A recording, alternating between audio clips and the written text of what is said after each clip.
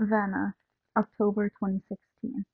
I lift my skirt, pull aside the waistband of my underwear, and push my index finger in to test the sample. The seller's eyes go wide. The maple tree's branches and sparse leaves splash shadows over his face. The whites of his eyes flash, and I can see his Adam's apple jump as he swallows. He exudes a sour smell, a mixture of tar and sphaeria blossom, fear, confusion, disbelief. He's an amateur, probably a closet Caspo hooked on capsaicin, capsaicin, trying to feed his addiction by dealing. He's trying to keep his face neutral, but he flicks at this habit of mine.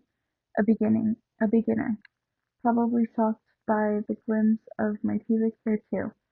Maybe that's something he's never seen before. I pull my hand out of my panties and let my waistband spring back into place. Snap. I lower my skirt, press my thighs together to let the sample take effect. Flash. A calm smile. The lower lip doesn't lie. This will take a second. I say, looking at the sky, or rather at the branches swaying above us. Looks as though it might drizzle. The seller opens his mouth but no sound comes out. I can sense a whiff of hostility, the kind that happens when someone's slightly anxious when he's lost control of a situation. Understandable. If you're engaging in an illegal activity in a wee hours of the night in a corner of a cemetery, you don't want to run into surprises like me. Guess we should expect the first snow pretty soon, I say. That's when the stuff starts to kick in. First the burn spreads across my lower body, my labia and vagina turning hot as glowing embers. The first drops of sweat form under my eyes, then along the edge of my scalp, then down my neck. The blood rushes in my ears. The stuff thrums a dreading bass note, almost an infrasound with fantastic dark brown notes in its burn. I take a deep breath, a smile wider than I should. I'll take the whole load. The lower lip doesn't lie. This is the real stuff. The seller has been holding the score in his hand the whole time and gives it to me now. About 100 grams of, and if it's all like the stuff that's in my coot right now, it's incredibly strong. I twirl the transparent plastic bag in my hand and check to make sure the dried flakes aren't cut with bits of plastic or crepe paper or red flower petals.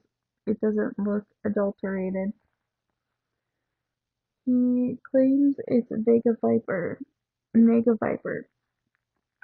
but it could just as well be some variety I've never heard of.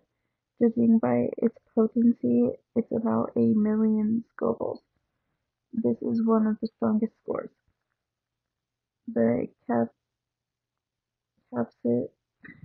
the capsaicin is roaring so loudly through my blood vessels in my ear that it's hard to concentrate on closing the deal. I fish the agreed upon sum out of my bra. The seller stares at me as I do this, his eyes like saucers. The whole transaction is probably starting to seem like a cock tease, with me flashing first my pubes and now my bosom.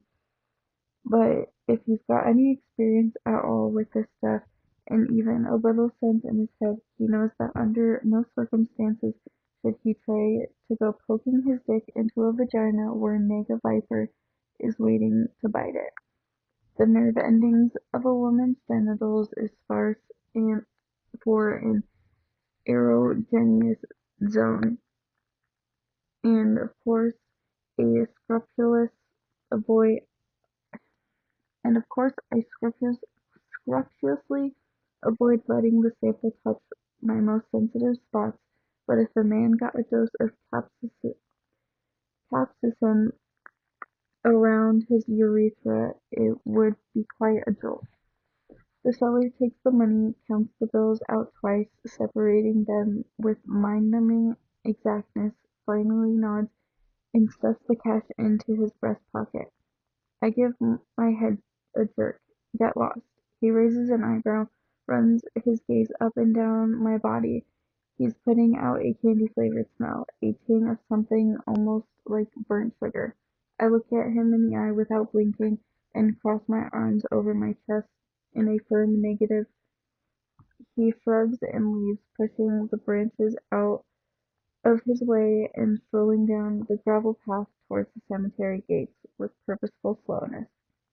When I'm sure he's far enough away, I stuff the bag into the waist of my skirt and tug the hem of my blouse over it.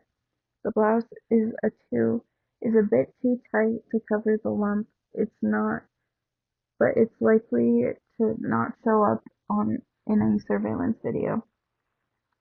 I wait a few more seconds and then slip out of the grove of trees. I walk briskly down the path in the opposite direction.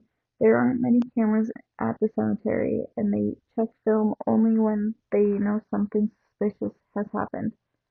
These are also rumors that most of the cameras are just empty cases.